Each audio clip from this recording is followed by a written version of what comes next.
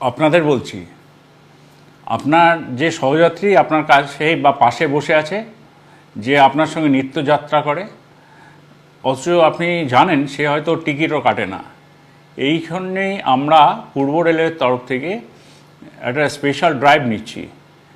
এই যে সহযাত্রীরা টিকিট কাটছেন না, আপনার সহযাত্রীরা, তাদেরকে একটু বলে রেখে দিন যে যে কোনো দিন যে কোনো মুহূর্তে, যেমন ধরুন তালদি থেকে আমরা হয়তো চাপবো টিকিট চেকিং স্কোয়াড সন্ধ্যে 6টায় বা 7টার সময়, তখন ধরা পড়লে কিন্তু সমাজে মান ইজ্জত একদম ধুয়ে যাবে, খারাপ লাগবে সবারই।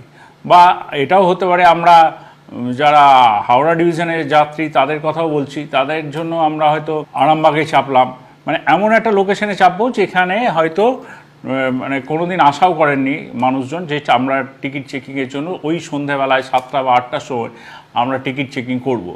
এটা উদ্দেশ্য কিছু নয় যে টিকিট চেকিং করে আমরা রেলওয়ে প্রচুর লাভ করবে, এটা নয়। কিন্তু যেটা উদ্দেশ্য সেটা হলো যে আপনার সহযাত্রীকে একটু বুঝিয়ে দেওয়া যে মানুষের উপকারের জন্য রেল এই কাউন্টারগুলো করেছে, ইউটিএস সিস্টেম করেছে যাতে সহজে টিকিটটা কাটতে পারে।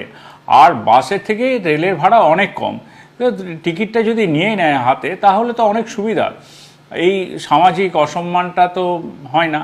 যেমন আমরা এটাও ভেবেছি যে ঝাপটার ঢাল বা ওইদিকে কাটোয়া, এরকম ছোট ছোট লোকেশন ধরে আমরা চেপে যাব, চেপে গিয়ে বা ওইদিকে লালগোলায় চেপে যাব, বা ধরুন এখানে কুলটিতে চাপলাম, এরকম করে আমরা বিভিন্ন জায়গায় ছোট ছোট করে আমরা এবার টিকিট চেকিং শুরু করছি পূর্ব রেলের তরফ থেকে।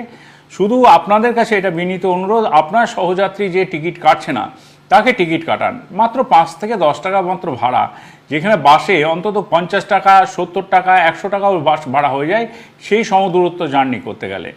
আবারও বলছি, রেলের কোনো উদ্দেশ্য নেই যে টিকিট চেকিংয়ে থেকে আর্নিংস বাড়ানো। রেলের একটাই উদ্দেশ্য যে সব মানুষই টিকিট কেটে চলুন এবং রেলের সঙ্গে সহযোগিতা করুন। ধন্যবাদ।